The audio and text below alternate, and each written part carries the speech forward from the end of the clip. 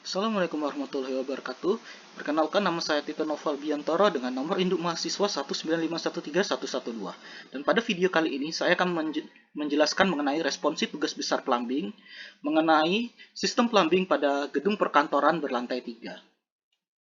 Materi yang akan saya jelaskan antara lain keterangan penentuan kebutuhan air bersih, keterangan sistem perpipaan air bersih, keterangan sistem perpipaan pembuangan, keterangan sistem air hujan atau konsep green building, keterangan sistem pemadam kebakaran, serta RAB dan BOQ.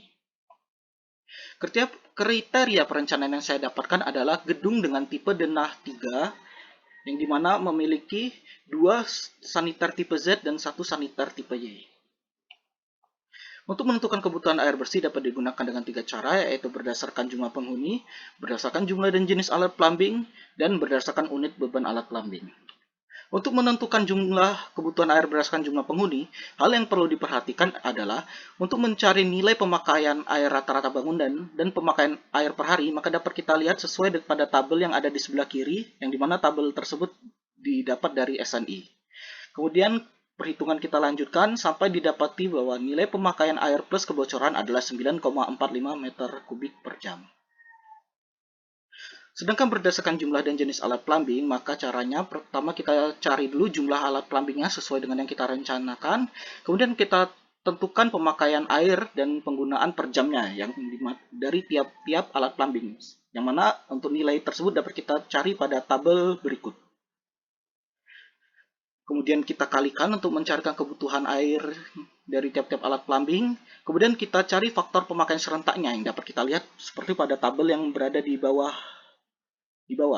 Apabila nilai yang ada pada tabel yang di bawah tersebut tidak sesuai dengan jumlah alat plumbing yang kita punya, maka kita dapat mencari nilai faktor pemakaian serentak dengan menggunakan metode interpolasi.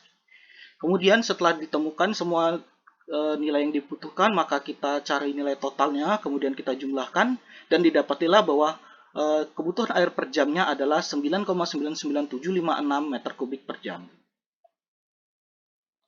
Kemudian untuk menentukan berdasarkan unit beban alat plumbing, ini adalah tabel yang kita gunakan untuk menentukan UBAP-nya.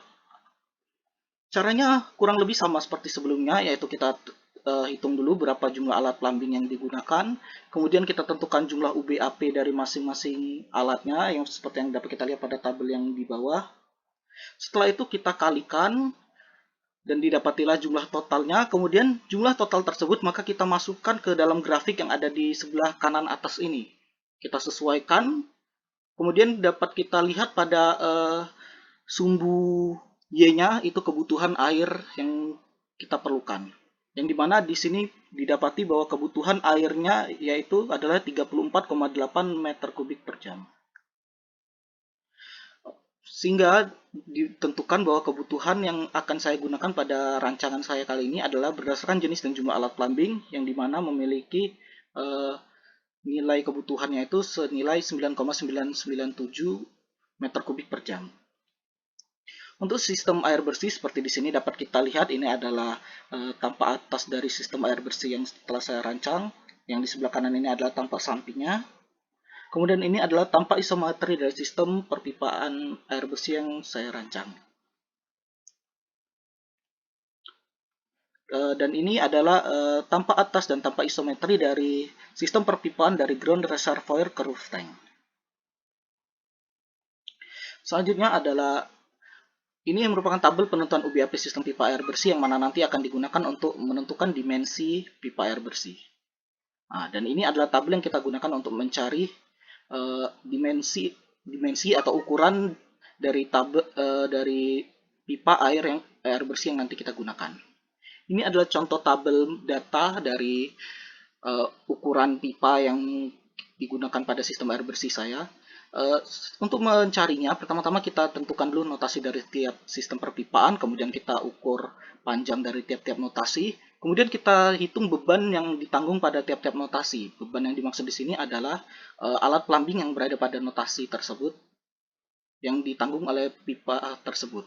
Kemudian kita totalkan, kemudian nilai total beban tersebut kita lihat berdasarkan tabel yang di sini, yang dimana saya gunakan tabel yang di atas yang untuk tekanan 21 sampai 31,5 karena tekanan untuk gedung saya itu berkisar antara segitu. Kemudian didapatilah diameter dari masing-masing pipanya. Di sini juga terdapat diameter pipa tegaknya seperti yang di bagian kanan yang di tengah itu dapat dilihat di sana. Dan di sini adalah penentuan dimensi GR dan RT yang dimana di sini intinya itu adalah perhitungan untuk mencari ukuran dari ground reservoir yang digunakan, ukuran roof tank, serta ukuran pipa yang digunakan. Dan di sini adalah penentuan pompa air bersih yang dimana beberapa hal yang perlu dicari sebelum untuk menentukan pompa yang diperlukan ada tinggi bangunan, tinggi muka air, kemudian kita juga perlu mencari head-nya di mana terdapat head statis dan head system yang dimana head statis itu berasal dari ketinggian gedung dan head system itu berasal dari head mayor dan head minor. Dan head mayor itu berasalkan dari pipa yang kita gunakan, sementara head minor itu berasal dari aksesoris pipa yang kita gunakan. Di sini adalah sketsa perhitungan pompanya, seperti yang dapat kita lihat bahwa di sebelah kiri itu adalah pipa suctionnya, sementara yang di sebelah kanan itu adalah pipa discharge-nya. Kemudian ini adalah grafik yang kita gunakan untuk menentukan spesifikasi pompa yang kita gunakan.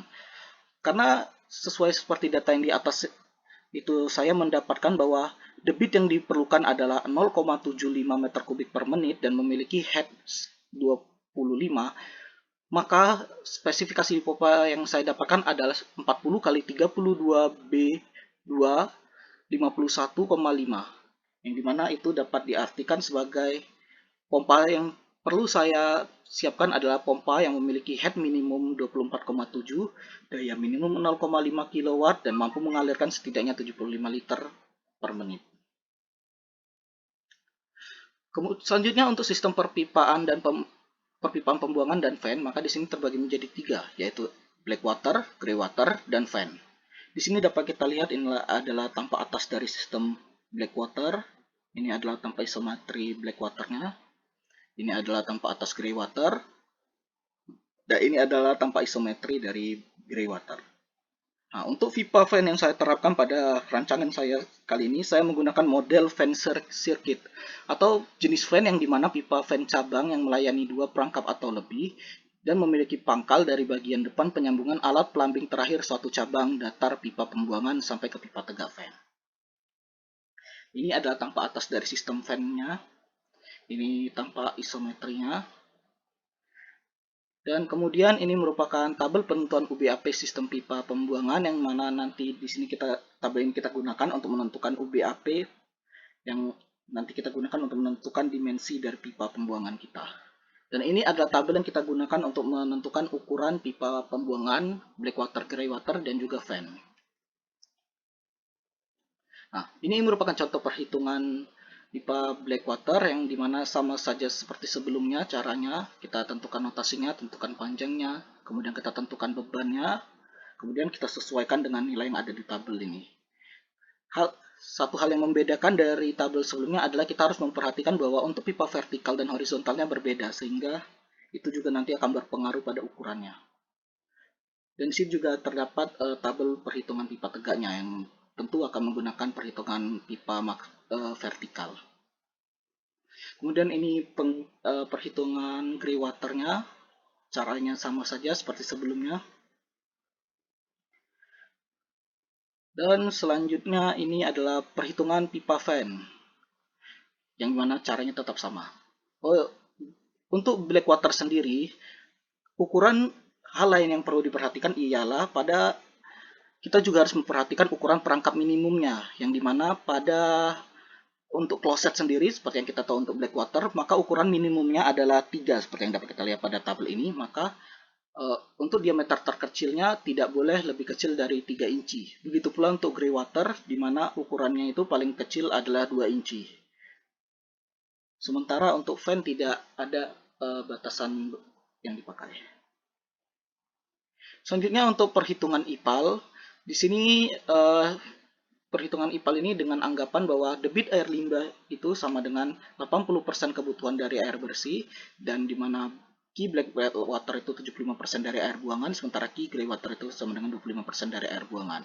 Dan perhitungannya sama seperti yang dapat kita lihat di gambar, sehingga didapati bahwa dimensi ipalnya itu memiliki panjang 8 meter, lebar 4 meter, dan tinggi 1,6 meter.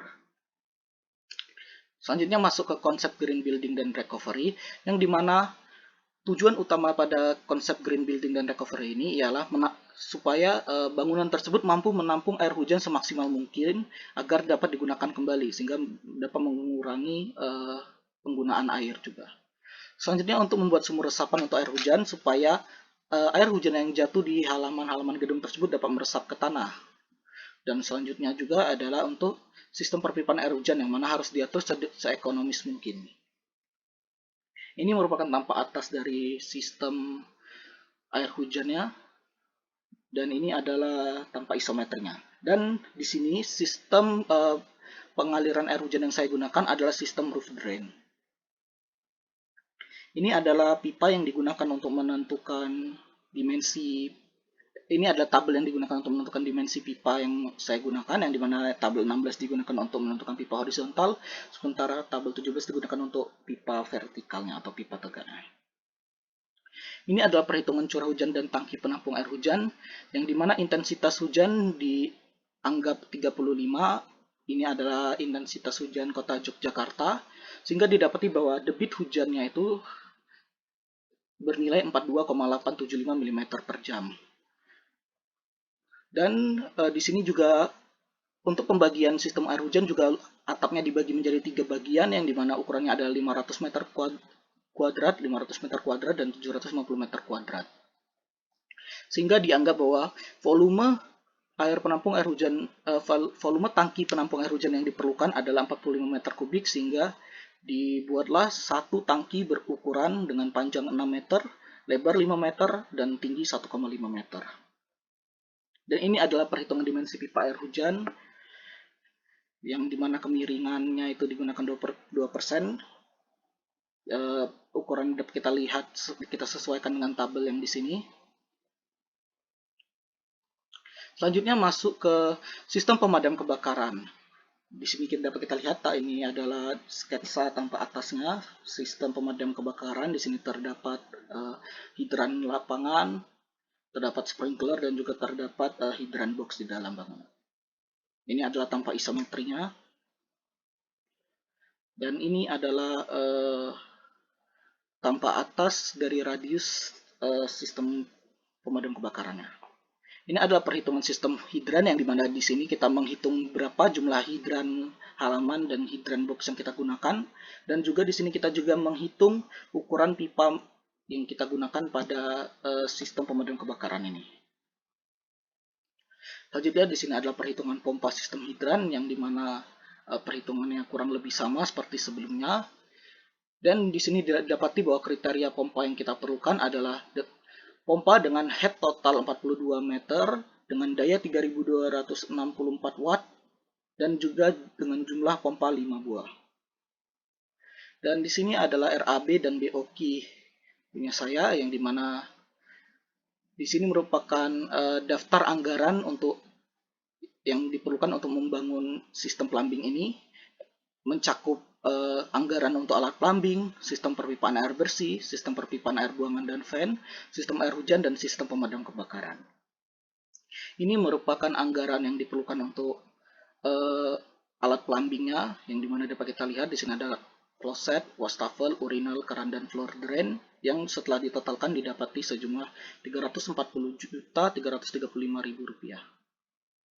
Selanjutnya ini adalah sistem air bersih. Ini adalah pipanya, yang dimana di sini saya gunakan pipa PVC rustika untuk berbagai ukuran, dan didapati nilainya itu Rp15.077.150. Dan di sini masih di dalam sistem air bersih. Ini adalah aksesoris dan beberapa peralatan pendukung, mulai dari aksesorisnya berupa belokan 90 derajat atau elbow 90 derajat, pipa T 90 derajat, dan juga pipa T-cross, dan juga reducer. Sementara untuk peralatan pendukung berupa pompa dan juga roof tank.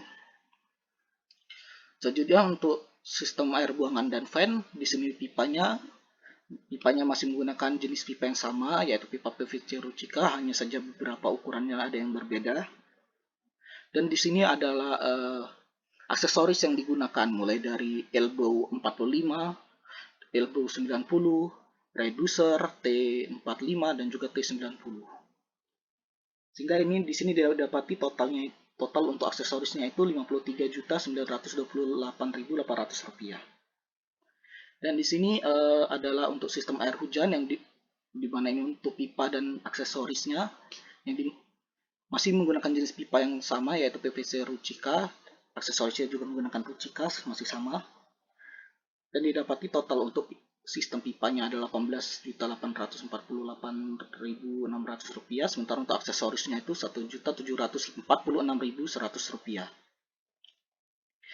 Selanjutnya untuk sistem pemadam kebakaran ini yang di atas adalah tabel tentang pipa yang digunakan. Ini adalah pipa baja. Aksesorisnya juga berupa aksesoris baja di sini. Dan ini beberapa alat pendukungnya, mulai dari pompa, hidran box, hidran pos, sprinkler, dan simes. Sehingga setelah direkap dan ditotalkan, maka dapat kita lihat di sini total dari masing-masingnya.